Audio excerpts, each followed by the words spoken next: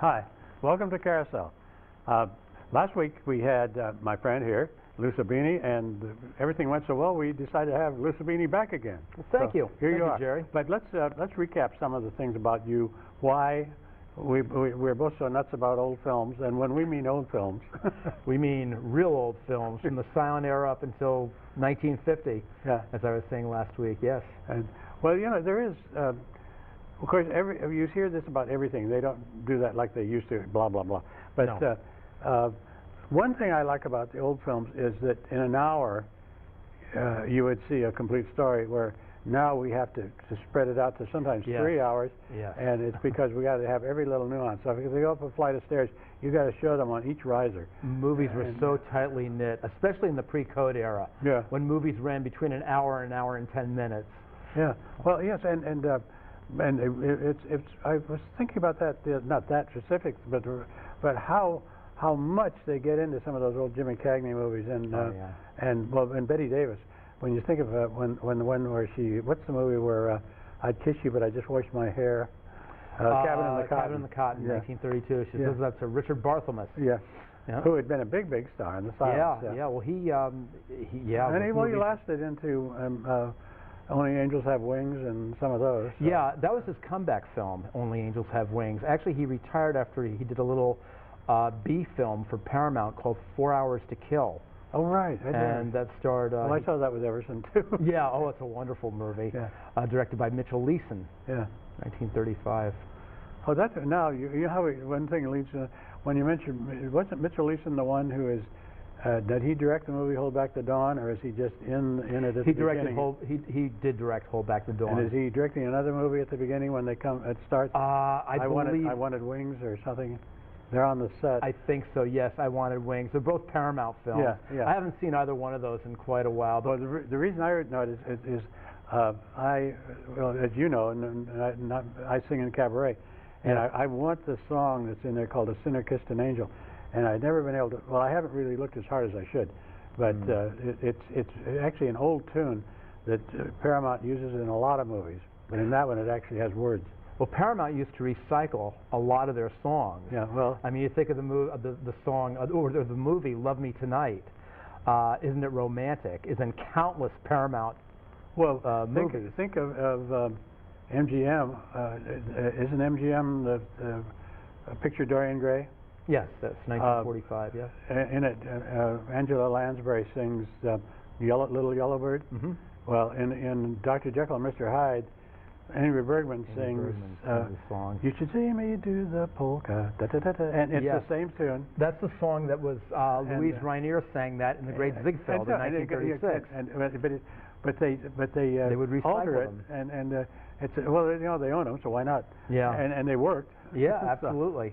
It was a new song. It had different lyrics. Yeah. Why not? There was, you know, that's. I remember when I was a kid, they wanted to do said, why don't we invent a soap and call it Lux? I said, well, there already is a soap called Lux, and they said, yeah, but nothing succeeds like success. So, you know, why not? Well, we're way off the subject now. Yes. Well, all right, you've written.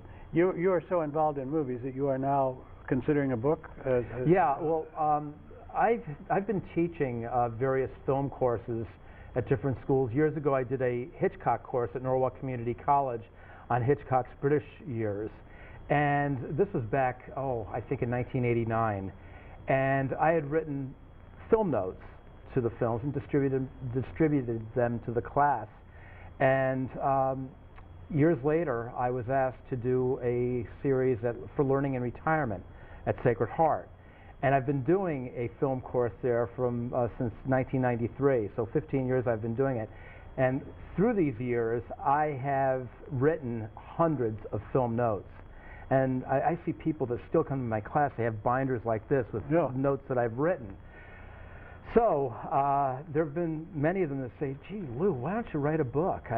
Incorporate these into a book. And I was thinking, yeah, you know, that might not be a bad idea, because rather than writing about the classics, I've been writing about films like 4 Hours to Kill, movies like The Finger Points with Richard Barthelmess.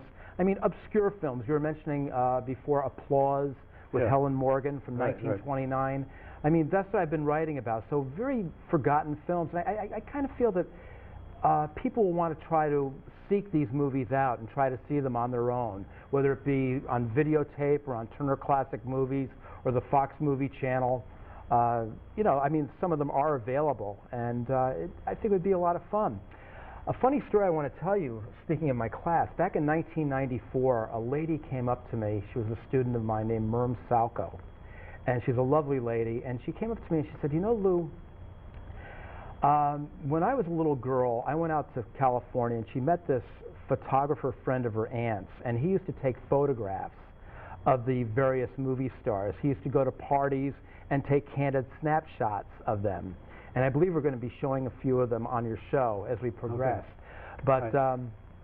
But anyhow, Merm came in one day, and I was astonished to see these pictures.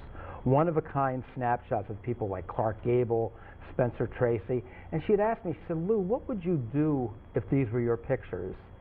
And I said, you know, I would try to share them with other people. And she said, well, how would you do that? I said, well, I'd incorporate them into a book. So what I'm planning on doing, I'm planning on utilizing my notes with these pictures and putting them into a one book. So I feel that it's going to be a very unique book.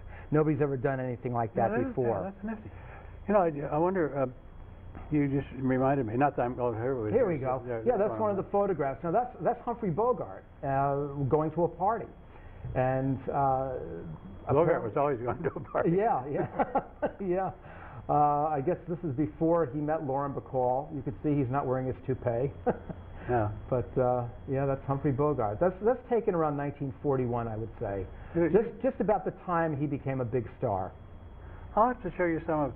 I never thought about this before, but when I was a kid, Omaha had. As a matter of fact, Omaha did a world premiere of Union Pacific because of the headquarters. Yeah. And they had a week where everybody dressed up. They put storefronts up to make it look like 18. When did they drive the Golden Spike? That's the basis of the plot. Yeah. And so even in high school, and no matter what you were that week, you dressed up as if you were one of the characters from that era. What fun! And we had this big parade, and they flew in movie stars. Didn't matter if they were in the movie or not. Oh yeah, well, they did the same thing with Dodge City. I've got a bunch of snapshots I took then. They may not be worthy for your book, but I'll have to dig them up and see. I'd love to see them. When Betty Grable was dating George Raft at the time, so she was there with George Raft. Preston was there, but not Joel McRae, who had the lead in the movie. Stanwyck was there, wow. and Burns and Allen were there, and they liked it so much they came back the next year or the following year, I forget which, when she ran for president, and she was part of the 1940 running for president. She actually had this big campaign headquartered in Omaha. Gracie Allen. And I ran into her years later at Chasen's in Hollywood, and I asked her if she remembered. I said, you probably don't remember me, but when you ran for president in Omaha as your headquarters, I got your autograph, and we talked, and she said, you know, I got 38 votes that year. People write-in votes? Really? Gracie Allen did. Oh, that's 38 votes. And so I was thinking, when you mentioned that about, all of a sudden my mind's going back to, I had this box brownie, and my uncle worked for the Rapid City paper, and I was up there on vacation. I took a lot of shots of Guts and Borglum and people up there when they were working on the faces. It's before they were completed, and there were people hanging down on cables. And my aunt said, so, you know, those look extremely professional. And my uncle was very upset because, you know, he couldn't imagine anybody with a box camera coming up with anything that would be worthy of a newspaper. Because they're spending all this money for these big speed graphics. But I'm sorry, I digressed to the point I got you out of the subject. But that's a marvelous idea of the candid lives of these people. Yeah, and the book is going to be similar to Roger Ebert's two books that he's written. I mean, he delves more into the classic films. I'm going to delve more into the forgotten films, but with big stars, big star names. Well, if you'd like to see it, by the way, if you'd like to see a sampling of some of my writings, you could see them on my website, Lou Sabini Classics. It's www.sabini.org. So if you'd like to, yeah, it's very easy. What other when you had these classes? Well, you still have classes, don't you? Yep. Right now we're covering the pre-code era of Hollywood. I thought we had another picture there. The pre-code era. That's a coming stock. Yeah, yeah. A pre-code class, the pre-code era was from 1929 to 1934. This was before the Hayes office.